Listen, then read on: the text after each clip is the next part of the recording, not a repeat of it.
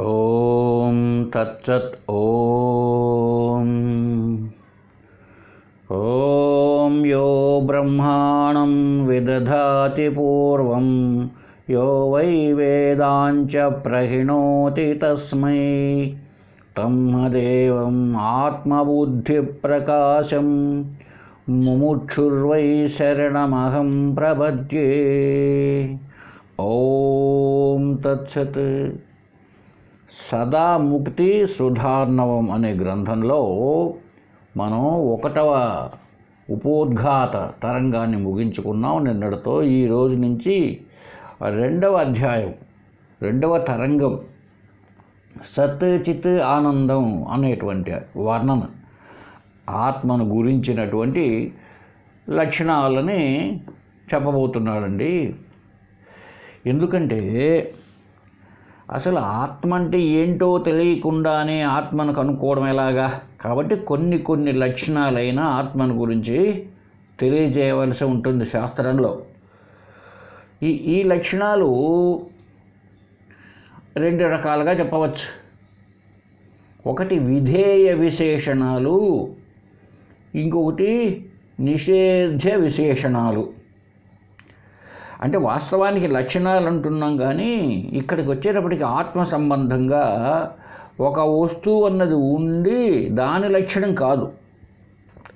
ఇప్పుడు అతడు పొడుగుగా ఉన్నాడు అనే ఆ విశేషణాన్ని మనం వాడామనుకోండి, అది అతడు వేరే, అతడు అతడు ఒక వ్యక్తి. అతడు అనేది ఒక సర్వనామము. పొడుగాటి మనిషి అన్నాం అనుకోండి, అది అతని యొక్క విశేషణం. అలా కాదు, ఆత్మ యొక్క స్వరూప లక్షణమే, ఆత్మ యొక్క స్వరూపమే. ఆత్మ అన్నది ఒకటి ఉండి దాని లక్షణాలు కాదు. ఆత్మను గురించి, ఆత్మ యొక్క స్వరూపాన్ని గురించి, అంటే మన యొక్క స్వరూపాన్ని గురించి వర్ణించ కొద్దిపాటిగా అయినా మనకు తెలియాలి. అట్లా కాకుండా శాస్త్రమే మొదట్లో ఏం చెప్పిందంటే, ఆత్మ అవస్థాత్రయ సాక్షి శరీరత్రయ వ్యతిరిక్త పంచకోశాతీత అని నిషేధ లక్షణాలతో చెప్పింది. ఆత్మ అన్నది పంచకోశములు కాదు, 3 శరీరములు కాదు, 3 అవస్థలు కాదు అని. మరి ఏంటయ్యా అనవచ్చు కదా. అందువల్ల కొన్నైనా కూడా స్వరూప లక్షణాన్ని తెలియజేయడం అన్నది జరుగుతోందండి ఇక్కడ.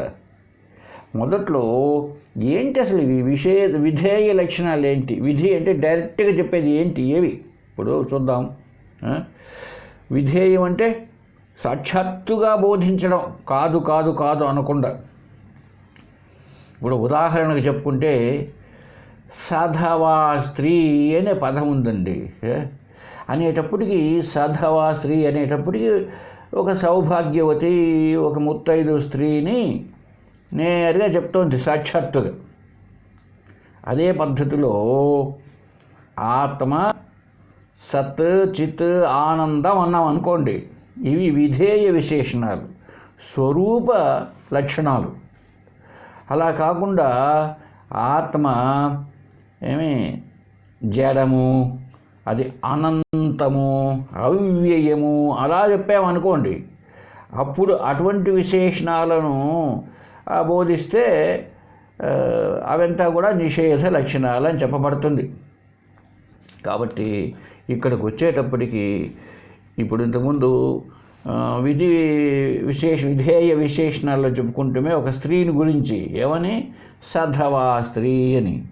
అలాగే ఇప్పుడు నిషేధ లక్షణాల్లో ఏమంటారు, ఆమెను విధవా స్త్రీ అంటారు. అంటే ఆమెను ఇప్పుడు సధవా స్త్రీ అని చెప్పాలంటే ఎంత చెప్పచ్చు, అవిధవా స్త్రీ, అది విధవ కానటువంటి స్త్రీ.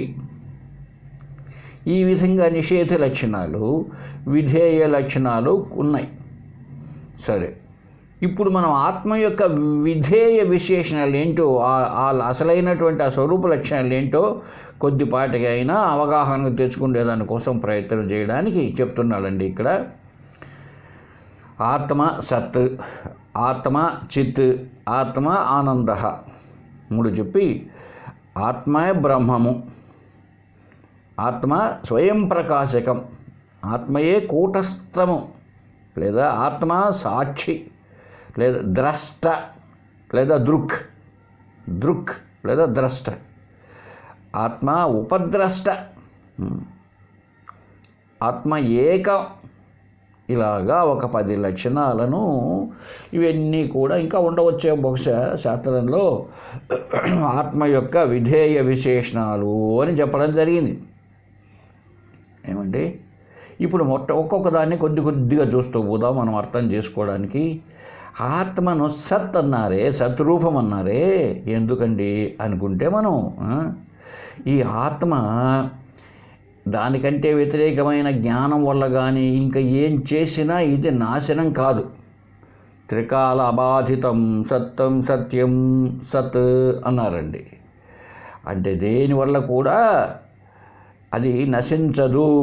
త్రికాలములలో బాధింపబడనటువంటి వస్తువే సత్యం. దాన్నే ఇంకొక పేరుతో చెప్పాలంటే అస్థి అని కూడా అంటారండి. అస్థి ఆత్మ సత్ అంటే నశించదు, ఉనికి కలిగి ఉంటుందేదో అది ఎప్పటికీ ఉంటుంది 3 కాలాల్లో, కనుక దాన్ని సత్ అన్నారు. సరే, ఆత్మ చిత్ అన్నారు. చిత్ అంటే ఏంటి? అది స్వయం ప్రకాశకం, జ్ఞానం. ఆ జ్ఞానం ఎప్పటికీ నశించదు, వేరే జ్ఞానాలు మారిపోతూ ఉండవచ్చు. ఈ అన్ని జ్ఞానాలకు ఆధారమైనది ఏదో, అన్ని ఇతర లౌకిక జ్ఞానాలన్నీ ఏది ఉన్నట్లయితే లౌకిక జ్ఞానాలు పుడుతూ ఉన్నాయో, మార్పు చెందుతూ ఉన్నాయో, అది అసలైనటువంటి చైతన్యం, చిత్ జ్ఞానం. కనుక ఆత్మను అది ప్రకాశం అన్నారండి, నిత్య ప్రకాశం. అందుకే అది స్వయం ప్రకాశం అని కూడా అన్నారు. తర్వాత ఇంకా ఆత్మను ఆనందం అన్నారు. ఎందుకని? అది పరమ ప్రేమాస్పదం. ఇంకొక దాన్ని బట్టి వచ్చే విషయాన్ని బట్టి వచ్చేది విషయానందం. అది అలా కాదు. ఆనందో బ్రహ్మ, ఆనందమే ఆత్మ, ఆనందం అన్నదే. కాబట్టి ఆనందం అన్నటువంటిది, కాబట్టి ఆత్మ అన్నదే ఆనందం, పరమ ప్రేమాస్పదం అనడం కూడా జరిగింది. ఇంకా ఆత్మను బ్రహ్మ అన్నారండి. అంటే ఈ బ్రహ్మ అంటే గొప్పది. ఎందుకనంటే ఆత్మను సత్ చిత్ ఆనందం అన్నారు కనుక, ఇప్పుడు ఉపనిషత్తులంతా కూడా ఆత్మను సత్ చిత్ అనడం జరిగింది. కాబట్టి ఆ పోలికను బట్టి ఆత్మ అన్నది బ్రహ్మమే అని చెప్పవచ్చు. ఎందుకని? బ్రహ్మం అంటే బృహత్, గొప్పదంటే సర్వవ్యాపకం, అంతా వ్యాపించేది. అంతా అంటే మొత్తం సృష్టి అనేది అంతా కూడా వ్యాపించి ఉన్నది. కాబట్టి అందువల్ల ఈ బ్రహ్మం అనే దాన్ని ఆత్మకే బ్రహ్మం అని కూడా పేరు. ఎందుకది అంతటా ఇది వ్యాపించే ఉంది, ఏదైతే ఉందో అదే వ్యాపించి ఉంది. అలాగే అలా వ్యాపించలేదనుకోండి, అది నశింపు చెందుతుంది. ఒక చోట్ల ఉంటుంది పరిమితంగా, అది నశింపు చెందేది అవుతుంది. కాబట్టి ఆత్మ స్వయం ప్రకాశకం. ఆత్మ స్వయం అంటే ఆత్మ అంటే చిత్ అనుకున్నాం కదా, జ్ఞానం. అది ఇంకొక దానిపైన ఆధారపడి ఉండేది కాదు. కనుక ఆత్మ స్వయం ప్రకాశకం అన్నారు. ఇదే కదా భగవద్గీతలో, నా తద్భాసయతే సూర్యో న శశాంకో న పావకః. అది ఆత్మ తన ప్రకాశానికి ఇతర ప్రకాశములను ఆపేక్షించి ఉండదన్నమాట. అంటే దాని ఉనికిని తెలియజేయడానికి ఇంకొకటి ఏదో అవసరం కాదు, అలా కాదు. ఇప్పుడు ఈ టేబుల్ పైన బుక్ ఉందండి, గాఢాంధకారమైన చీకట్లో పుస్తకం కనబడదు. పుస్తకం కనపడాలంటే వెలుతురు ఉండాలి. ఒక దీపం తెస్తే అప్పుడు కనపడింది పుస్తకం. ఇప్పుడు ఆ దీపం వెలుగుతూ ఉన్నది అనడానికి ఇంకా ఏది కావాలా? ఇంకా ఏ కారణం కావాలి? ఏది అవసరం లే. అందుకది స్వయం ప్రకాశకం అన్నారు. ఆత్మ స్వయం. ఇక కూటస్థుడు అన్నారండి. ఎందుకు కూటస్థుడు అంటే, ఈ కూటము లేక గూటం అంటే ఏంటంటే కమ్మరి వాని దాగలండి. అంటే ఒక పెద్ద గూటం అక్కడ నాటేసి కమ్మరి పని చేస్తూ ఉంటారే వాళ్ళు. దానిపైన కత్తులు, కొడవళ్ళు ఇట్లాంటివన్నీ చేస్తూ ఉంటారన్నమాట. అంటే దాని ఆధారంతో ఎన్నో తయారవుతూ ఉంటాయి. ఎన్నో వస్తువులు, ఇనుప వస్తువులు అన్నీ తయారవుతూ ఉన్నా అది మాత్రం అక్కడి నుంచి కదలకుండా మెదలకుండా అన్నిటికీ తాను ఆధారంగా, తాను నశించకుండా అలా ఉండిపోతుంది. కాబట్టి ఆత్మ కూడా అంతే, అన్నిటికీ ఆధారంగా ఉంటూ తాను మాత్రం అచలము, చలనం లేకుండా ఉంటుంది. కాబట్టి దాన్ని కూటస్థుడు అన్నారండి. సరే, ఇక ఆత్మను సాక్షి అని కూడా అన్నారండి. ఎందుకంటే ఆత్మ అన్నది రాగద్వేషాలు లేకుండా, సాక్షి అంటే ఏదో ఒక ఇన్సిడెంట్ జరుగుతూ ఉంటే అక్కడ తాను సమీపములో తెలుసుకుంటూ ఉండడమే కదా. కాబట్టి ఆత్మ అనేది అది ఉంటుంది, ఉండేటటువంటి లక్షణం కలిగి ఉంది. అంటే ఉండుట, ఎప్పటికీ ఉండుట, సదా ఉండుట అనే లక్షణం కలిగి, చిత్ ఎప్పటికీ తెలుసుకుంటూ ఉండే లక్షణం కలుగుతూ ఉంది కనుక, అది తెలుసుకునేది కనుక దాన్ని సాక్షి అన్నారండి. అంటే ఏ వ్యవహారంలో కూడా పాల్గొనకుండా ఉంటుంది కనుక దాన్ని సాక్షి అన్నారు. ఇక ఆత్మను ద్రష్ట లేక దృక్ అని అన్నారు. ఎందుకని? అన్ని దృశ్యాలను తాను తెలుసుకుంటూ ఉంటుంది. ఇది ఫలానా, దేని ద్వారా తెలుసుకుంటుంది? మనస్సు ప్లస్ జ్ఞానేంద్రియాల ద్వారా, అంతే. అవి పనిముట్లు అనుకోండి అవి, అందుకే కరణములు అన్నారు. వాటి ద్వారా ఏదైతే జ్ఞానం అనేది ఉందో ఆత్మ చిత్తు కనుక వాటి ద్వారా కనుక ఆత్మను ద్రష్ట అన్నారు. ఉపద్రష్ట అని కూడా అన్నారండి. ఉపద్రష్ట అంటే ఏంటంటే, ఇప్పుడు యజ్ఞాలు యాగాలు చేస్తుంటారు కదండి, అక్కడ ఒక 15 మంది అంటే 15 మంది పురోహితులు వాళ్ళు యజ్ఞం చేసేటువంటి ఋత్విక్కులు అంటారు వాళ్ళను. ఈ 16వ వాడు వచ్చి ఆ ఇంటి యజమాని, ఆ యజమాని భార్య వచ్చి 17. ఇప్పుడు వీటన్నిటినీ పర్యవేక్షిస్తూ నువ్వేమా అంటూను ఆ మిగిలిన చేసే ఆ యాగాన్ని చేసేటువంటి ఆ పురోహితులు అనండి, లేకపోతే ఋత్విక్కులకు పని అప్పగిస్తూ చేయిస్తూ ఒకడు ఉంటాడు. అతడు 18వ వాడు. అంటే అతను ఏమీ చేయడు, అందరి దగ్గర చేయిస్తూ ఉంటాడు. తాను చేయడు, తాను పర్యవేక్షిస్తూ ఉంటాడు. ఆ 18వ ఆయన ఒక యజమానిలాగా. యజమాని అంటే రాజుగారు అనుకోండి, భార్య వాళ్ళు. అయినా ఇతను ఆ కార్యక్రమాన్ని పర్యవేక్షిస్తూ ఉంటాడు తను చేయకుండా. కాబట్టి అతన్ని ఉపద్రష్ట అన్నారండి. ఇవంతా కూడా విధేయ లక్షణాలు. ఇప్పుడు నిషేధ్య విశేషణాలు ఏంటో చూద్దాం ఆత్మను కొద్దిగానా. కాబట్టి ఆత్మ ఏకం. ఇంకొక పాయింట్ మిగిలింది, ఆత్మను ఏకం ఒకటే అన్నారండి. ఎందుకంటే ఒకటేనా అనేకం కనపడుతున్నాయి మనకు అంటూ ఉంటాం మనం. ఎందుకంటే ఒకటే అన్నారు. దానికి సజాతీయ భేదము, విజాతీయ భేదము, స్వగత భేదము లేనిది. చాలాసార్లు చెప్పుకున్నాం. త్రివిధ భేదములు లేనిది కనుక ఆత్మ ఒకటే. ఆత్మ కంటే రెండవది ఉన్నది అనడానికి లేదు. రెండవది ఉంది లేదా దానిలో దానికి భేదం ఉంటే అప్పుడు అది స్వాగత భేదం అవుతుంది. తర్వాత మనం దాన్ని విచారణ చేద్దాం. ఇప్పుడు మాత్రం ఇంత చాలు. ఇప్పుడు నిషేధ్య విశేషణాలు. ఆత్మను అనంతం అన్నారండి. అంటే అంతము ఇక్కడంతా లేదు అని వస్తూ ఉంటుంది నిషేధం కాబట్టి. ఆత్మను అనంతం అన్నారు. అనంతం అంటే అంతం లేదు.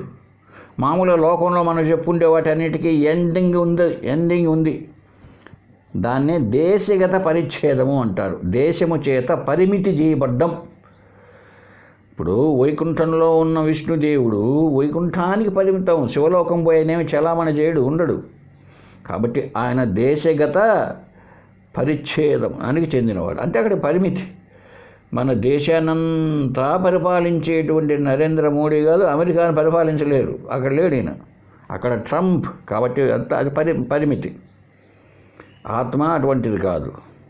ఇక కాలగత పరిచ్ఛేదం లేదు. ఒక కాలంలో ఎన్టీ రామారావు అనే ఆయన ముఖ్యమంత్రిగా ఉన్నాడు, ఈ కాలంలో లేడు. కనుక కాలగత పరిమితికి లోబడినటువంటి ఇవంతా లోకంలో ఏదున్నా పరమాత్మ అలా కాదు. అంతేకాకుండా ఆత్మ వస్తుగత పరిచ్ఛేదం లేదు ఆత్మకు. అంటే ఒక వస్తువు చేత పరిమితి చేయబడ్డం. ఇప్పుడు పుస్తకం ఇక్కడ ఉన్నది, ఆ చిన్న బుక్కు టేబుల్ ఉంది. అంటే ఈ పుస్తకం టేబుల్ను పరిమితి చేసింది. టేబుల్ పుస్తకాన్ని పరిమితి చేసింది. అంటే టేబుల్ ఉన్న చోట పుస్తకం లేదు, పుస్తకం ఉన్న చోటలో అంటే ఆ స్పేస్లోనే. ఏమండి, శివుడు ఉన్న చోట ఆయన లేడు, విష్ణువు లేడు. ఇదంతా వస్తుగత పరిచ్ఛేదం. అంటే త్రివిధ పరిమితులు ఆత్మకు లేవు కనుక ఆత్మ అనంతం. తర్వాత ఇంకా కూడా అఖండము. ఖండము అంటే పీస్, ముక్క. అది ఖండము కాదు, అఖండం. ఇవంతా నిషేధ లక్షణాలండి, విశేషణాలు. తర్వాత మూడవది అసంగము. సంగత్వము అంటే అటాచ్మెంట్, కలయికతో ఉండడం. ఆత్మ దేనితోనూ సంబంధం లేదు ఆత్మకు కనుక అది అఖండం. అంటే ఖండములను చదువుకున్నామే సోషల్లో. ఎందుకని ఆసియా ఖండం వేరే, ఆఫ్రికా ఖండము వేరే. పరిమితి, ముక్కలుగా ఉంది ఈ విశ్వం అంతా. అలా కాదు, అది ఆత్మ అంతటా ఉంది కనుక అది అఖండం. అసంగము. సంగత్వము దేంతోనూ కలిసిపోతుంది. ఇప్పుడు మనం అనుకుంటూ ఉన్నాం, చాలామంది ఏమనుకుంటూ ఉంటామంటే శరీరంలో ఆత్మ ఉన్నది, శరీరంలో ఆత్మ ఉన్నది. తప్పు. శరీరంలో ఆత్మ ఉంటే శరీరానికి అతుక్కోని ఉంది అన్నట్టుగా ఉంది సినిమాలు చూసి మనం. అలా లేదు. అసలు ఆత్మలో శరీరం ఉన్నది. అసలు శరీరం కూడా ఆత్మయే. అలా సముద్రంలో ఉన్నది ఉందా? అలలైన సముద్రం. సముద్రం అంటే నీరు, అలంటే కూడా నీరే. ఇప్పుడు రెండు ఎక్కడున్నాయి ఎక్కడ? కాబట్టి అసంగము. ఎక్కడ రెండవది అంటదు దానికి. తర్వాత అద్వితీయము. ఆత్మ అద్వితీయం, అదే అద్వైతం. అంటే రెండవది లేనిది. ఆత్మ కంటే రెండవది ఉంటే ఇది పరిమితి, పరిచ్ఛేదములకు లోనవుతుంది. దేశగత, కాలగత, వస్తుగత పరిమితికి లోనైపోతుంది. కాబట్టి అది బ్రహ్మ అనడానికి లేదు అప్పుడు. కనుక ఆత్మ ఒక్కటే, అద్వితీయం. అజన్మము. జన్మ లేదు. జన్మ ఉంటే చచ్చిపోతుంది. తర్వాత నిర్వికారము. వికారము అంటే మార్పు. ఆత్మకు మార్పులు లేవు. ఆత్మ అంటే ఏంటిది? చిత్, జ్ఞానం, సత్ ఎప్పటికీ ఉంటుంది. ఇంకా మార్పులు ఎట్లా? కాబట్టి ఇంకా నిరాకారము. ఒక ఆకారం లేదు. ఏదైతే దేనికైతే ఆకారం ఉంటుందో అది ఒక కాలంలో ఉంటుంది, ఒక ప్రదేశంలో ఉంటుంది, ఇంకొక కాలంలో ఉండదు, ఇంకొక ప్రదేశంలో ఉండదు, పరిమితులు లోనవుతుంది. కాబట్టి ఆత్మ నిరాకారం. సరే, ఇంకా అవ్యక్తం. వ్యక్తం కాదు. వ్యక్తం కావడంలో బయటపడడంలే. దానికి రూపం ఉంటే కదా బయటపడేది. ఏదైనా సరే ఒక రూపనామాలతో, ఒక ఆకారంతో కొన్ని పేర్లు పడిసి ఉంటేనే అది బయటపడుతుంది, వ్యక్తం అవుతుంది. అటువంటిది కాదు ఆత్మ, అవ్యక్తం. తర్వాత అవ్యయం. వ్యయము అంటే నాశనం, ఖర్చు అయిపోవడం. వ్యయం అంటే లేకుండా పోవడం. ఒకప్పుడు ఖర్చు మన జోబులో డబ్బు అయిపోయినట్టు. వ్యయం, నాశనం అయిపోవడం. అవ్యయం, నాశనము లేనిది. అక్షరం. క్షరము అంటే కూడా అదే, నశించిపోయేది. అక్షరం, నశించిపోనటువంటిది అక్షరం అన్నారు. ఇలాగా ఇవి కూడా ఒక 10 విధేయ విశేషణాలు చెప్పడం జరిగిందండి. ఇవి అయిపోయిన తర్వాత ఇప్పుడు మనం ఒక రకమైనటువంటి మనకు ఆత్మ గురించిన కొన్ని స్వరూప లక్షణాలు మనకు అర్థమైనాయి. ఇప్పుడు శాస్త్రంలోకి వెళితే శాస్త్రం ఏది? శాస్త్రం సదాముక్తి సుధార్ణవంలో 2వ తరంగం అండి, 2వ చాప్టర్. ఈ 2వ చాప్టర్లో ఏం చెప్తుందంటే ఈ శృతి యుక్తి అనుభవాలను బేరీజు వేసుకొని ఆత్మ లేక బ్రహ్మం అన్నది సత్, చిత్, ఆనందము అని నిరూపించడం జరుగుతున్నది. కేవలం 3 లక్షణాలు మాత్రం. ఈ 3ట్లోనే మిగిలినవన్నీ ఇమిడి ఉన్నాయి. ఇప్పుడు తమాషా ఏంటంటే ఇన్నిగా చెప్పుకున్నాం, 10 + 10 చెప్పుకున్నాం. కానీ సత్యానికి అనుకుంటే ఆ ఆత్మకు ముఖ్య లక్షణాలు, ముఖ్య స్వరూప లక్షణాలు మూడే. ఇంక ఏమైనా చెప్పు. ఇప్పుడు చక్కెర యొక్క స్వరూపం చెప్పమంటే రెండింటిలో చెప్పచ్చు. తెల్లగా సన్నగా గుళికలుగా ఉంటుంది, తీయగా ఉంటుంది అంతే. మిగిలినవన్నీ ఎన్నో చెప్పు. ఇంకా ఇసుక ఉన్నట్టు ఉంటుంది, చూడ్డానికి సన్నగా ఉంటుంది, బెల్లం ఉన్నట్టు తీపిగా ఉంటుంది, ఏమైనా చెప్పు. ఈ రెండే అన్నింటికి ఆధారం. కాబట్టి ఈ అధ్యాయంలో ఈ సత్ చిత్ ఆనంద తరంగము, ఇది ఈ అధ్యాయం యొక్క పేరు. దీంట్లో మొట్టమొదటిగా ఉండేటువంటి 10 శ్లోకాలు ఆత్మ సత్ అన్నది నిరూపించారండి. ఎప్పటికీ ఉంటుంది ఆత్మ అన్నది.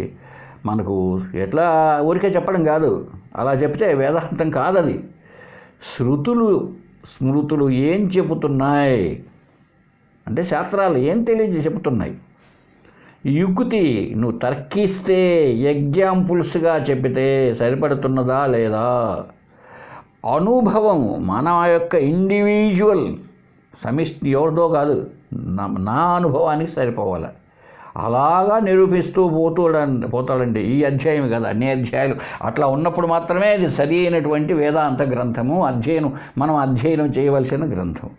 అంతేగాని ఒక మాట ఒకసారి, ఇంకొక మాట ఇంకొకసారి అలా చెప్పడం కాదు. సరేనండి, ఇప్పుడు మనం ఈ 10 శ్లోకాల్లో ఆత్మ సత్ అని ఎట్లా నిరూపిస్తాడో చూద్దామండి. 1వ శ్లోకం. కాలత్రయేపి యత్తత్ సదసత్ జ్ఞానేన నాస్తి యత్ స్యాదాత్మాధిష్టాన ఏవ నివర్తే జగతః స్థితేః. కాలత్రయేపి 3 కాలములను అందు కూడా యతతత్ అది ఎట్లా ఉన్నది, సత్ అంటావా కాదు, అసత్ అంటావా కాదు. యత్ సద్ అసత్, సత్ అసత్ రెండు అదే. 3 కాలాల్లో సత్ అదే అసత్ అదే. సత్ అని చెప్పొచ్చు, అసత్ అనే చెప్పొచ్చు అంట. చూడండి ఎట్లా ఉందో, విచారణ తర్వాత చేద్దాం. జ్ఞానేన నాస్తి యత్, జ్ఞానం కలుగుతూనే లేకుండా పోదు, నశించిపోదు. అది స్వరూపం, దాని యొక్క స్వరూపం తెలుస్తూనే నశించిపోదన్నమాట. అటువంటిది ఏదో. అంతేకాకుండా స్యాత్ ఆత్మ అధిష్టాన ఏవ, అదే అన్నిటికీ అధిష్టానం. ఏవ నివర్తే జగతః స్థితే, ఏదైతే జగత్తు నివర్తించిపోయినా ఉండినా కూడా దానికి ఉనికి కలిగించేదేదో అది ఆత్మ అని ఇప్పుడు ఈ శ్లోకాన్ని గురించి వివరణ చేసుకుందామండి.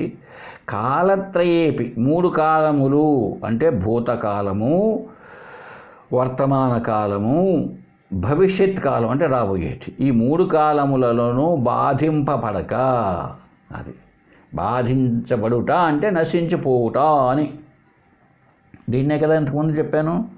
త్రికాల అబాధితం సత్యం, త్రికాల అబాధితం సత్. 3 కాలములలో బాధించబడకుండా ఉండునది ఆత్మ. అంటే 3 కాలములలోనూ నశింపు లేకుండా ఉంటున్నది. అది సుస్థిరంగా ఉంటుంది, ఇంక కదలదు. దీన్ని మనం సత్ అన్నాం. అది 3 కాలాల్లో నశింపు లేకుండా ఉండేదేదో దాన్ని సత్. ఇప్పుడు చిన్న విషయం ఎత్తుకుందామండి. ఇప్పుడు ఇక్కడ ఒక టేబుల్ ఉంది. ఇది 3 కాలములలో బాధింపబడకుండా ఉంటుందా అంటే లేదు, 3 కాలాల్లో బాధించబడుతుంది. ఎందుకని? ఈ టేబులు 2010 సంవత్సరానికి ముందు లేదు, ఇప్పుడు కనిపిస్తున్నది. ఇంకా 2 ఏళ్లకు విరిగిపోవచ్చు. అప్పుడు టేబుల్ అనరు, కొయ్య ముక్కలు అంటారు అప్పుడు. ఏమండి? కనుక అదేంటది? 3 కాలాల్లో నశించిపోతుంది కనుక దాన్ని అసత్. అది 3 కాలములలో ఏది నశించకుండా ఉంటుందో అనుకోని చెప్పండి. ఇప్పుడు కొయ్య, ఇది టేబుల్ తయారు కాకముందు ఉన్నది. ఇంక కొన్ని ఏళ్ళు పోయిన తర్వాత కూడా టేబుల్ విరిగిపోయినప్పటికీ కొయ్య ఉంటుంది. మధ్యలో కూడా ఉన్నది కొయ్యే, టేబుల్ అనేదే లేదు. లేదు. ఎక్కడైనా పట్టుకోండి, కొయ్య కనపడుతూ ఉంటుంది మీకు. టేబుల్ అనేది ఎక్కడ? వాచారంభణం వికారో. మళ్ళీ ఒకసారి చాంద్రకోపనిషత్తుకు పోతే ఉన్నది ఏమి అదొకటే. కాబట్టి ఇప్పుడు మనకి ఏమర్థమవుతున్నది? ఎప్పటికీ నశింపు ఉండదు, స్థిరంగా ఉంటుంది. అట్టడి దాన్ని సత్ అన్నారు. అలా కాకుండా జ్ఞానం కలిగితే నశించేదాన్ని అసత్ అన్నారు. జ్ఞానం కలిగితే నశించిపోతుంది. ఇప్పుడు బాగా నిఘా పెట్టి చూసావండి నెక్లెస్ను, నిఘా పెట్టి చూసావనుకోండి, ఇప్పుడు ఏమో నువ్వు వ్యవహారంలో అంటూ ఉండొచ్చు నెక్లెస్ నెక్లెస్ నెక్లెస్ అని. నెక్లెస్ 3 కాలములలో ఉన్నది కాదు, ఒక కాలంలో ఉంటుంది, ఒక కాలంలో పోతుంది. మరి ఏది ఉన్నది? నెక్లెస్కు ఉనికినిచ్చున్నది, ఆ నెక్లెస్ ఉండడానికి కారణమైనది, నెక్లెస్కు కారణమైనది లేదా నెక్లెస్కు అధిష్టానమైనది ఏంటి? బంగారు. నెక్లెస్ తయారు కాకముందు బంగారే ఉన్నది, నెక్లెస్ అయిన పిమ్మట కూడా అంతా బంగారే ఉన్నది. నెక్లెస్ విరిగిపోయింది, చచ్చిపోయింది అనుకో నెక్లెస్, అప్పుడు కూడా బంగారే ఉన్నది. కాబట్టి అది సత్, నెక్లెస్ అసత్. కనుక ఇప్పుడు మనం ఏం చెప్పచ్చును? 3 కాలాల్లో ఉండకుండా నశించేదేమో అసత్.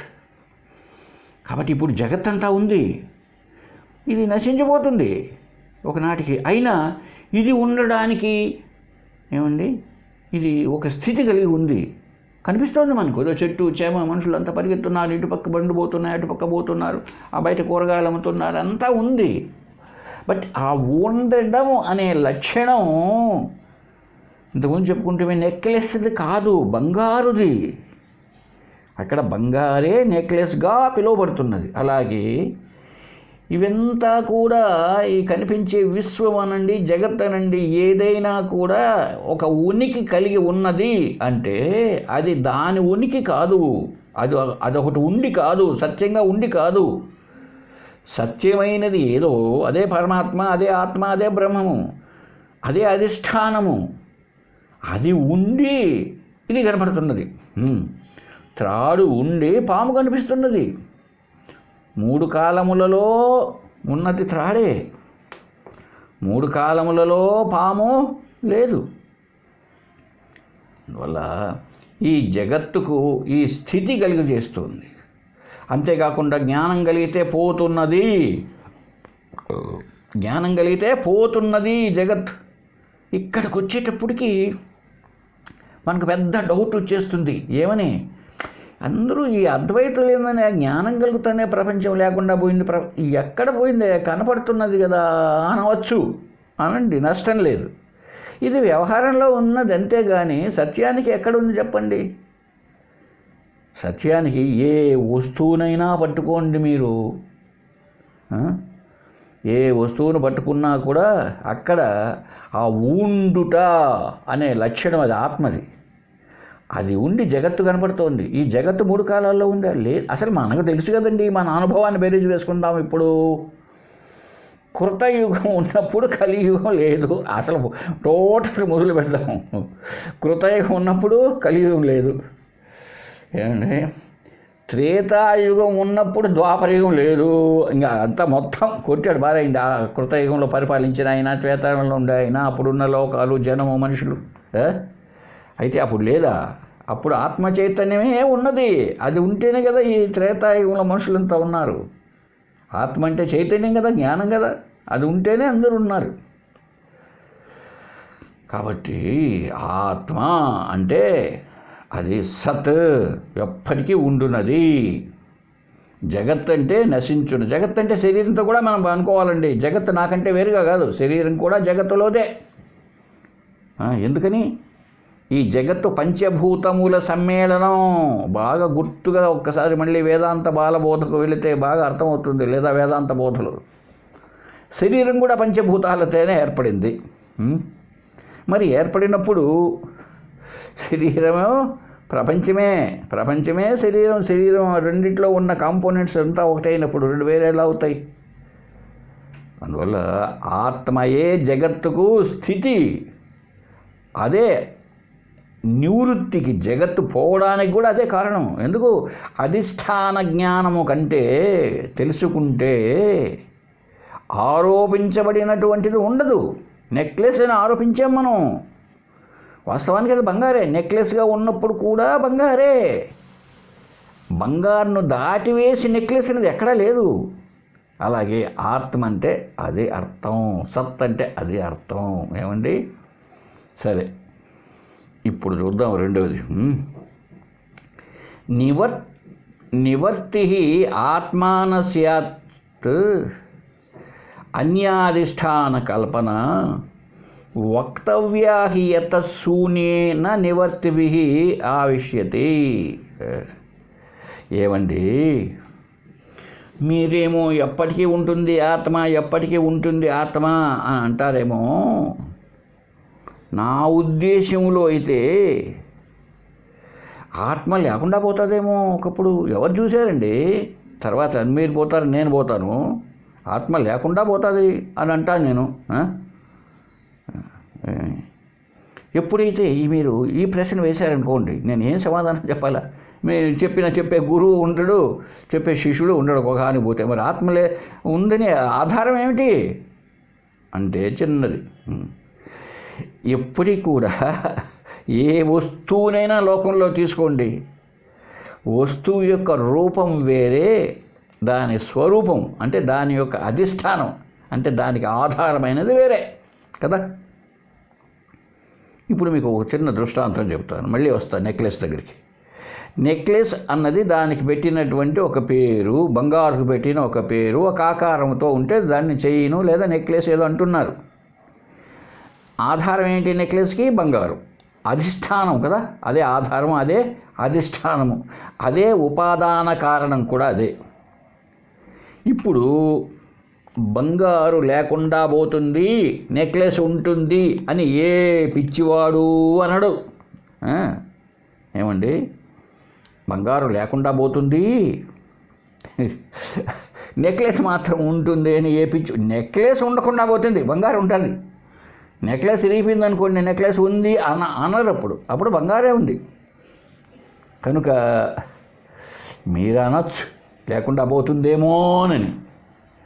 ఈ దృష్టాంతం, ఇప్పుడు నేను చెప్పిన దృష్టాంతాన్ని మళ్ళీ మీరు ఆలోచించి చూడండి. అప్పుడు ఏమని ఉండాలి? అప్పుడు కూడా జగత్తు ఉందండి, ఆత్మ లేకుండా పోయింది, జగత్తు ఉందేమో అని కదా మీరు మీ వాదన. కరెక్టే. అప్పుడు దానికి అధిష్టానం ఏంటి? ఏదైనా ఒక వస్తువు ఉండాలంటే దానికి ఒక అధిష్టానం అంటే ఆధారం ఉండాలి కదండి. ఇప్పుడు అధిష్టానం పోయింది, నెక్లెస్ ఇరిగిపోతానే. అధిష్టానం ఇంతవరకు ఏమనుకున్నాం? బంగారు అనుకున్నాం. అది పోయింది, లేకుండా పోయింది నెక్లెస్లోంచి. లేకుండా పోయిన తర్వాత, అధిష్టానాన్ని తీసేసిన తర్వాత ఆధారముగా ఉన్న నెక్లెస్ అనేది కూడా ఉంది. మీకు అక్కడ చెప్తే కదా ఈ విషయానికి వస్తాను. జగత్తు ఉంది, ఆత్మ ఉన్నది. ఆత్మ నశించిపోయింది, సత్ కాదు అది, అది అసత్ అంటాను నేను. నశించిపోయింది లేదు, చచ్చిపోతానే పోయింది అది. ఇప్పుడు జగత్తు ఉంటుందా? ఏమండి, ఆత్మ పోయా, జగత్ ఎలా ఉంటుంది అన్నావు, బాగుంది. ఇప్పుడు జగత్తు ఉంది అని ఆలోచించు ఒకసారి. ఇప్పుడు ఉంది జగత్తు అంటే ఎవరు ఇప్పుడు ఆధారము జగత్తుకి? జగత్తుకు అధిష్టానం ఎవరు? ఆత్మ. ఇప్పుడు అది లేదు, ఇంక మళ్ళీ జగత్తేమో ఉంది, ఆయన లేడు. జగత్తు ఉందంట, ఆయన లేడు అన్నాం అనుకో, అప్పుడు దానికి అధిష్టానం ఏది? ఒకసారి ప్రశ్న వేసుకోండి, బాగా ఆలోచించండి. ఆత్మ పోయింది, లేకుండా జగత్తు ఉంది, ఏంటి అప్పుడు దానికి అధిష్టానం? ఇప్పుడు టేబుల్ ఉంది, కొయ్యి పోయింది. టేబుల్ ఉన్నది, దీనికి టేబుల్కి ఆధారమైనటువంటి అధిష్టానమైన కొయ్యి మాత్రం పోయింది అన్నాము. టేబుల్ ఉంది అంటున్నావు నువ్వు. ఆ ఉండడానికి ఏంటి ఇక్కడ? అదే దానికి ఆధారం, అధిష్టానం ఇంకొక వస్తువా? కాదు, ఈ కొయ్యి పోయా, కొయ్యే లేకుండా పోయింది. కాబట్టి కుదరదు. అందువల్ల నీ ప్రశ్న, నీ ఊహ తప్పు. అది ఇక్కడ చెప్తున్నాడు, అన్ని అధిష్టాన కల్పన. అది నివర్తి ఆత్మాన స్యాత్. నువ్వు ఆత్మ పోయింది అంటావేమో, అట్లా అనేటిగా ఉంటే ఆత్మ లేకుండా నశించిపోయింది కదా అంటే అప్పుడేది దానికి? ఆత్మ నశించిపోయిన తర్వాత, ఆత్మ అంటే ఏమిటండి? ఆధారమే. అది పోయిన తర్వాత జగత్తుకి ఏది ఉంది ఇప్పుడు? ఆధారం, అధిష్టానం. ఒక్క ఆత్మస్వరూపమైతేనే త్రికాలాబాధితం అని కూడా అన్నాం. 3 కాలాల్లో ఇంకా ఏది ఉండడానికి లేదు. సాక్షాత్తు విష్ణుదేవుడు కూడా ఉండడానికి లేదండి. ఆయనకు కూడా కాలం నిర్ణయించబడి ఉన్నది. ఆయన కూడా ఇంతగా బ్రహ్మకు కూడా ఉంది. బ్రహ్మ విష్ణు శివులకు కూడా ఒక కొంతకాలం నిర్ణయించబడి ఉన్నది. ఆ పోయిన తర్వాత కాబట్టి ఏది ఉంది, అది ఏదైతే ఉన్నదో అది ఎప్పటికీ నశింపు లేదు. అది ఆత్మ, అది సత్. కనుక నీవు అనుకున్నట్టు ఆత్మ లేకుండా పోతుంది అన్నదే కుదరదు. అసలు ప్రశ్న తప్పు. ఆత్మ లేకుండా పోతే జగత్తుకు అధిష్టానం ఏంటండి? ప్రతి ఈ లోకంలో మీరు ఏదైనా చెప్పండి. ఏమండి, ఇప్పుడు ఈ పుస్తకం ఉంది. ఈ పుస్తకానికి అధిష్టానం కాగితాలు అనుకున్నాం. నేను పట్టుకున్న పుస్తకానికి ఆధారం, అధిష్టానం పేపర్స్, కాగితాలు. కాగితాలు పోయినాయి, పుస్తకం ఉంది. కాగితాలు పోయినాయి, పుస్తకం మాత్రం ఉంది అనడానికి వీలవుతుందా? వీలు కాదు. ఎందుకు? ఆధారము లేదా అధిష్టానం లేకుండా ఏది ఉండదు. అంతేకాదు, ఆధారము లేదా అధిష్టానము అని అనేటప్పటికీ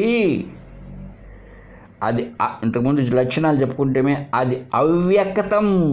అది అవ్యక్తంగా ఉన్నది, అంతే. ఉన్నది అనే లక్షణం కలిగి ఉన్నది, సత్ అనే లక్షణం. ఆత్మ అనేటప్పటికి మళ్ళీ కాళ్ళు, తలకాయలు, మెడకాయ అలా కాదు. అది అలా అయ్యేటప్పటికి అది రూపనామాలతో ఉంటే అది నశిస్తుంది. అది కాదు. ఆత్మ అవ్యక్తం, కేవల జ్ఞానం. అలా అర్థం చేసుకోవాలి. ఆత్మ అంటే మనం చూసి సినిమాల్లోనో వాటిల్లో దాన్ని ఆత్మ అనుకోకూడదు. ఒక ఆకారం వస్తే పరిమితం అయిపోయా. సరేనండి. తర్వాత ఇప్పుడు చూద్దాం మళ్ళీ 3వ శ్లోకంలో. ఆత్మ తన్నివర్తేచ్ఛి అధిష్టానాంతరయో యది అధిష్టానాంతరం తస్యాపి అంగీకార్యం పునః.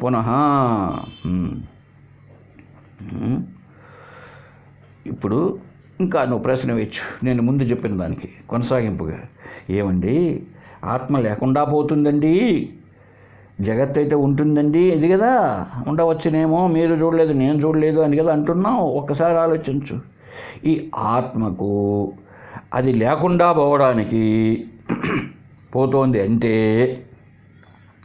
దానికి ఇంకొక అధిష్టానం ఉండాలి, అంతే కదండి. ఇంకొకటి ఆధారం అయి ఉండాలి.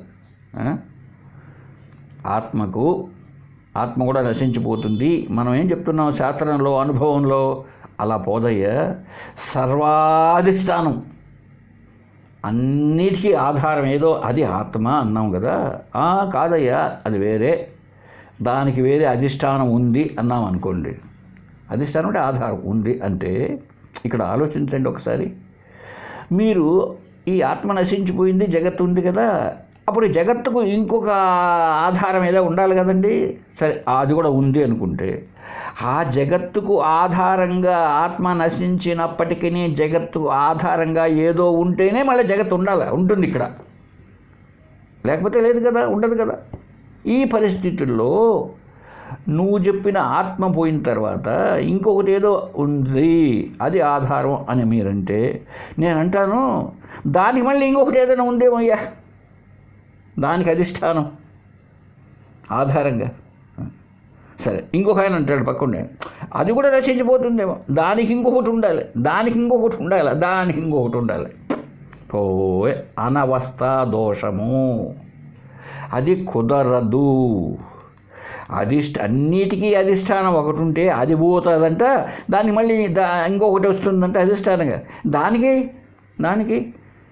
దానికి ఏదైతే సర్వ అధిష్టానమో, సర్వానికి ఆధారమో, జగత్తుకు ఆధారం, జగత్తుకు ఏది ఆధారమో అది ఆత్మ. ఇంక మళ్ళీ దానికి ఉండే ఈ సృష్టికంతా కూడా ఆధారమైన పరబ్రహ్మను లేదా ఆత్మ కంటే మళ్ళీ ఇంకొక గీత్మ ఆధారం, అది కూడా ఇంకొకటి భూతమ అలా రావాలి. అలా లేదండి. శాస్త్రమే కాదు, మన అనుభవాన్ని కూడా అలా ఉండడానికి వీలు లేదంతే. ఇంకా అక్కడికి స్టాప్ అయిపోవాలి.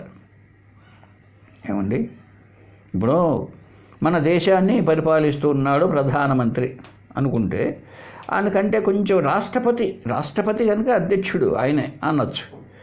ఆయనకంటే ఇంకొక ఆయన ఉండొచ్చేమోయా అంటే, సరే ఆయనకంటే ఇంకొక ఆయన ఉన్నాడు అనుకుంటే, సరే ఆయనకంటే ఇంకొక ఆయన కూడా ఉండొచ్చేమో, సరే ఆయనకంటే ఇంకొక ఆయన ఉండొచ్చేమో, ఏమో ఏమో ఏమో అంతే. అనవస్థా దోషం కుదరదు. ఒక చోటికి స్టాప్ కావాలి. ఎప్పుడు కూడా ఏదైనా ఒక చోటికి ఆగిపోవాలి సిందే కదా. అలా కొనసాగుతుంది అనుకో, నువ్వు సంవత్సరాలకు చెప్పుకుంటావన్నా పోతానే ఉంటుంది అది. ఎన్ని సంవత్సరాలు చెప్పుకుంటావు చిన్న దానికి అని ఎంతైనా అనుకో. అందువల్లే అది నిలవదు కనుక దాన్ని అనవస్థా దోషము అన్నారండి. కాబట్టి ఆత్మకు మళ్ళీ ఇంకొకటి ఏదో ఆత్మ నశించిపోవడానికి, మళ్ళీ అదే పోవడానికి, జగత్తుకి ఇంకొకటి ఏదో అధిష్టానం అనేది కుదరదు అని చెప్పడం జరిగింది 3వ శ్లోకంలో. తర్వాత చూద్దాం. అనవస్థా దోష ఏవం ఉపస్థాస్యతి కేవలం నివర్తి ఆత్మనో భుక్తం మయా చేత్ ఇతి నో యతః యో అనుభోక్తా స ఏవాత్మ మత్ శిరచ్ఛేదనమయ భుక్తం యదితి తత్సామ్య తన్నివర్త్యనుభోగత అని చెప్పాడండి. ఇక్కడ ఏంటంటే దాన్నే కొనసాగిస్తున్నాడు విచారణకు. కొంచెం కష్టదాయకంగా ఉండొచ్చు కూడా బహుశా అర్థం చేసుకోవడానికి. ఇది చాలా అవసరం. ఎందుకంటే మన భావాలు ఆత్మజ్ఞానం పొందనంత వరకు మన జ్ఞానం ఒక అవగాహనగా రాలేదు కనుక రకరకాలుగా ఆత్మ అంటే సినిమాల్లోనూ చూసి చచ్చిపోతానే ఒకటి ఏదో ఒక వెలుతురు వచ్చేసి బుయ్యన పోతుంది. ఇప్పుడు కూడా చెప్తున్నారు కొంతమంది ఆత్మజ్యోతి అని.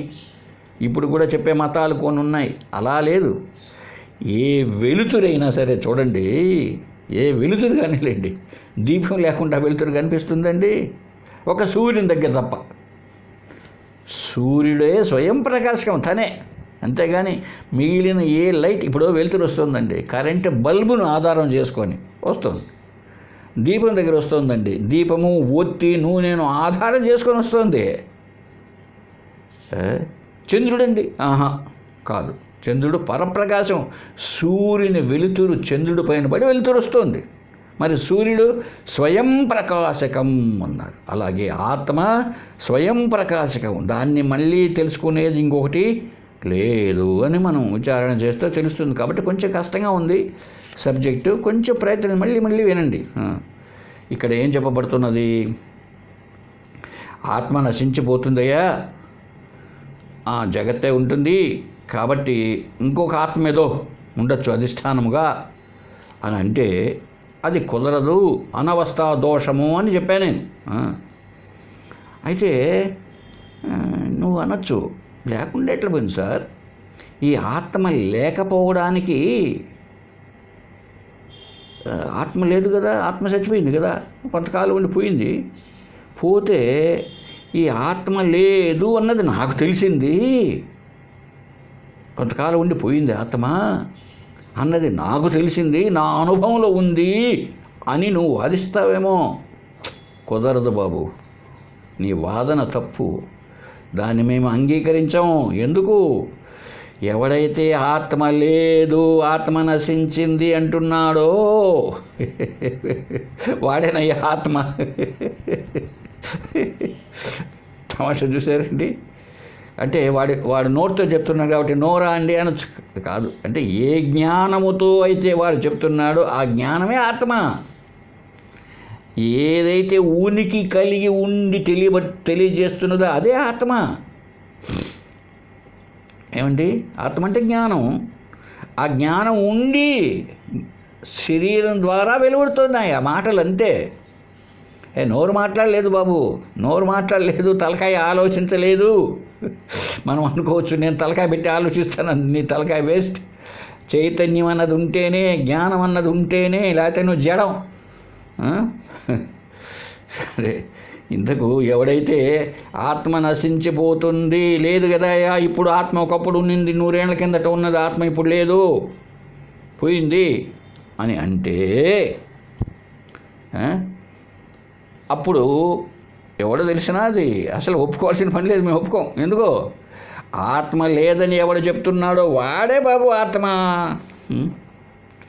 ఇక ఆత్మ లేదని చెప్పడం ఎట్లా ఉంటుందంట చెప్పచ్చు. తమాషగా ఉంది. ఎవడైతే యో అనుభోక్త స ఏవ ఆత్మ మత్ శిరఃఛేదనమయ. మత్ నా యొక్క శిరఃఛేదనం, నా తలకాయను నా చేతనే నరకబడింది. నా తలకాయను నేనే నరుక్కున్నా. ఇది కుదరదు. తన శిరస్సును తనే ఖండించుకోవడం, వాడు ఎంత నరుక్కోవాలనుకున్నా మెడ సరిగా తెక్కకుండా పోతుంది. కాబట్టి ఆత్మ లేదు, చచ్చిపోయింది అని ఎవడంటున్నాడో వాడే ఆత్మ. ఆత్మ అన్నది ఉంటేనే అతడి శరీరంలో, అతని మనసులో పనిచేసి మనసు ఆలోచనకు వచ్చింది, నోరు చెప్పుతున్నది. మరి అక్కడ ఏ జ్ఞానం అయితే ఉన్నదో, ఏది ఉండి ఈ మాటలు వెలువడ్డాయో అదే ఆత్మ. కాబట్టి ఆత్మ విషయంగా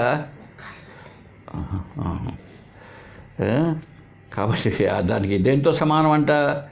తన శిరస్సును తానే ఖండించుకోవడంతో సమానం. కాబట్టి ఆత్మ లేకపోవడం అనేది ఎప్పటికీ కుదరదు. మరి సార్ ఏంటో మీరు ఆత్మ ఇది ఉండదా అంటే, వాడు చచ్చిపోయా మనిషి చచ్చిపోతేనే ఆత్మ పోతుంది కదా సార్. చచ్చిపోయా పోయిందిలే మరి ఆత్మ. ఇప్పుడు ఆ చచ్చిపోయిన శరీరంలో కూడా ఆత్మ ఉందా? సీరియస్ ఏంటి సార్ మీరు చెప్తారు అద్వైతం? చచ్చిపోయిన శరీరంలో ఎన్ని సినిమాల్లో చూడలేదు? వాడు హిరణ్యకశిపుడు చచ్చిపోతానే ఒకటి బుయ్యని పోయి విషయంలో చేరిపోలా. అసలు అంతే కాదు, చచ్చిపోయిన శరీరం మీరు అన్నట్టు ఆత్మ పోకపోతే ఆ చచ్చిపోయిన శరీరంలో ఉంటే ఏం బాబు, చచ్చిపోయిన శరీరంలో కూడా ఆత్మ ఉంటే శరీరం పరిగెత్తాలా లేచి? చచ్చిపోయిన శరీరం బాగా మాట్లాడాలా? ఏది మాట్లాడడం లేదే. కాబట్టి ఆత్మ పోలేదంటారా మీరు? భలేవాళ్ళు సార్, ఏం అర్థమవుతామో ఇదంతా మా తలకెక్కడం లేదంటారు. అయితే ఒక్కటి గుర్తుపెట్టుకోవాలి బాబు, ఇక్కడ చనిపోయినది ఆత్మ కాదు, చనిపోయినది శరీరం. నువ్వు అన్నట్టు ఈ శరీరం అనుకుంటేది ఒకటి కాదు అసలు. అది కూడా చెప్తున్నాను, ఎన్నిసార్లు చెప్పుకోనున్నాం మనం. ఇది స్థూల శరీరం, బయటికి కనపడుతున్నదే, ఇది చచ్చిపోయింది. లోపల సూక్ష్మ శరీరం ఒకటి ఉన్నది, కారణ శరీరం ఒకటి ఉన్నది. మొత్తం 3 శరీరాలు ఉన్నాయి. నేను చూడలేదే 3 అనొచ్చు, చిన్న విషయం. ఇంకొకటి ఆలోచిద్దాం. ఈ స్థూల శరీరం ఇక్కడ చనిపోయింది కదా, నువ్వు బాగా కర్మలు చేసుకొని ఉంటున్నావయ్యా. తెల్లాలేసాంచి మంచి పూజలు పునస్కారాలు యాత్రలు అన్నీ చేసావు కాబట్టి నీకు యమా డౌట్గా ఉంటుంది మా పైన. చిన్నగా ఆలోచించు. నువ్వు చెప్పినటువంటి జైమిని మహానుభావుడే పూర్వ మీమాంస రాశాడు కదా, అక్కడ పుణ్యం చేసుకుంటే ఏమవుతుందంట? పుణ్యలోకాలకు పోతాడు. పైన అక్కడ బ్రహ్మాండమైన అనుభవాలన్నీ ఉన్నాయి కదా, అనుభవించాలంటే శరీరం ఉండాలి కదా. అక్కడ డ్యాన్స్ వేస్తారయ్యా, చూడాలి కదా. చూడకపోతే వాళ్ళు ఎందుకు వేస్తారు డ్యాన్సు? ఇంద్రుడు ఒకడే ఉన్నాడే, అందరూ ఉంటారు అక్కడ పుణ్యం చేసుకునే వాళ్ళంతా. మరి వాళ్ళకి శరీరం ఎక్కడ? చచ్చిపోయిన వాడు శరీరం ఇక్కడే వదిలాడు కదా. అద్దుగో నీ నోటే వచ్చింది. ఏంటో అక్కడ చనిపోయింది స్థూల శరీరం, సూక్ష్మ శరీరం ఉన్నది. సూక్ష్మ శరీరం అంటే ఏంటో నీ మళ్ళా మర్చిపోయినావు. గతంలోకి వెళ్ళి ఒక్కసారి వేదాంత బోధలేకి సూక్ష్మ శరీరం ఏమిటో కారణ శరీరం ఏమిటో తెలుస్తుంది. కనుక ఈ స్థూల శరీరం కాలం తీరిపోతే ఈ సూక్ష్మ శరీరము ప్లస్ ఆ కారణ శరీరము అవి వెళ్తాయి ఎక్కడికి? స్వర్గానికి. లేకపోతే నరకానికి పోతాయి. తప్పుడు పాపాలు చేసింటే వాళ్ళు రంపాలు తీసుకొని పెద్ద పెద్ద కూరలు కొమ్ములు అన్నీ ఉంటాయి అక్కడ నరకలోకంలో. వాళ్ళు పర కోస్తూ ఉంటారు, రోస్టులు చేస్తారు నిన్ను. ఇదంతా చెప్పలా కర్మకాండలో? నీకు మర్చిపోయినావా? కాబట్టి ఇంకొక శరీరం ఉంది, అది వెళ్ళింది. ఇప్పుడు నువ్వేం ప్రశ్న వేసినావు? సార్ ఆత్మ చావకపోతే ఆ చచ్చిపోయిన శరీరంలో ఉండేట్టుగా ఉంటే ఆ మనిషి ఇలా పరిగెత్తాలి కదా, మాట్లాడాలి కదా అన్నావు. అక్కడ లేకుండా పోయింది సూక్ష్మ శరీరం. ఎప్పుడైతే సూక్ష్మ శరీరం లేకుండా వెళ్ళిపోయిందో అద్దంలో బొమ్మ పడల. ఎందుకు? అద్దము బోర్లగా పడిపోయింది. లేదా అద్దాన్ని పిల్లవాడు ఎత్తుకోపోయి ఇంట్లో గూట్లో దాచిపెట్టాడు అనుకుందాం. ఇప్పుడు నా ముఖం దాంట్లో ప్రతిబింబిస్తుందా? అంతటా వ్యాపించి ఉన్న ఆత్మ చైతన్యం ఈ సూక్ష్మ శరీరం అనబడే మనోబుద్ధులలో ప్రతిబింబించినప్పుడు దాన్ని జీవుడుగా వ్యవహారం చేస్తున్నామే, అది ఇంద్రియాల ద్వారా పని జరుగుతుంది కనుక తిరుగుతున్నాడు. అసలే అర్థం లేకపోతే, అర్థం లేనంత మాత్రమే నా ముఖం లేదా బాబు? అర్థం లేదు, నా ముఖం లేదు. ఎక్కడ నా ముఖం లేదా అర్థం పైన? ఆ ఎదురుగా ప్రతిబింబం లేదు. అలాగే ఇక్కడ చనిపోయిన శరీరంలో కూడా ఆత్మ ఉన్నది. అయితే ఎందుకు పలకడం లేదు వాడు? ఎందుకు పనిచేయడం లేదు వాడు అంటే, అక్కడ అంతటా వ్యాపించి నిరాకారము ఆత్మ లక్షణాలు చెప్పుకున్నా ముందు. నిరాకారమైన ఆత్మ ఈ ఆకారం కలిగినటువంటి మనోబుద్ధుల్లో ప్రతిబింబించినప్పుడు నీకు చైతన్యంగా కనపడుతున్నది. ఇది అర్థం కాకుండా ఆత్మ చచ్చిపోయింది, ఆత్మ పోయింది, చచ్చిపోయిన శరీరంలో ఆత్మ ఎక్కడిది, ఎంత గందరగోళం అండి. కొంచెం కూడా ఆలోచన పరంపర కొనసాగించండి ఇంకా మహానుభావులారా. ఆత్మకు మరణం లేదు. ఎందుకు మరణం లేదు? ఆత్మకు ఆకారం ఉంటే మరణం వస్తుంది. అసలు సింపుల్ క్వశ్చన్. మిగిలిన పాయింట్ అన్నీ అక్కడ గూట్లో పెట్టండి. ఆకారం పెట్టావా? శ్రీరామచంద్రుడు చనిపోయినాడు, కృష్ణుడు చనిపోయినాడు, వాళ్ళు కూడా విష్ణుదేవుడు కూడా పరిగెత్తి హిరణ్యకశిపుడు వస్తాను పరిగెత్తినాడు, చచ్చిపోతాడు. అంతవరకు వద్దండి. శివుడు భార్య ద్రాక్షాయని దక్షుని కూతురు చనిపోలేదా? ఏమంటండి మీరు పురాణాలు చదివింది ఇదేనా? కనుక ఎవరికైతే ఆకారం అన్నది ఉంటుందో దానికి బల్బు కాలిపోతుంది, కరెంటు కాలిపోదు. ఎవరు అనరు కరెంటు కాలిపోయిందని. వైర్లు కాలిపోతాయి, బల్బులు కాలిపోతాయి, ఫ్యాన్లు కాలిపోతాయి, కరెంటు కాలిపోయిందని ఎవరు అనరు. ఎందుకది? అది నిరాకారము. ఈ విషయాన్ని ఎప్పటికప్పుడు చెప్పుకుంటూ వద్దాం ఏమండి. కాబట్టి నువ్వు వేసిన ప్రశ్న చాలా తప్పు. ఆత్మ అంటే ఏంటో తెలియనటువంటి గందరగోళంలో ఉన్నావు నువ్వు. నీవేనయ్యా ఆత్మ. ఎవరైతే ఆత్మ చచ్చిపోయింది అంటున్నాడో వాడే ఆత్మ. ఈ విషయాన్ని నెక్స్ట్ క్లాస్లో చెప్పుకుందాం. హరి ఓం తత్సత్. ఓం సర్వేషాం స్వస్తిర్భవతు, సర్వేషాం శాంతిర్భవతు, సర్వేషాం పూర్ణం భవతు. ఓం శాంతి శాంతి శాంతి.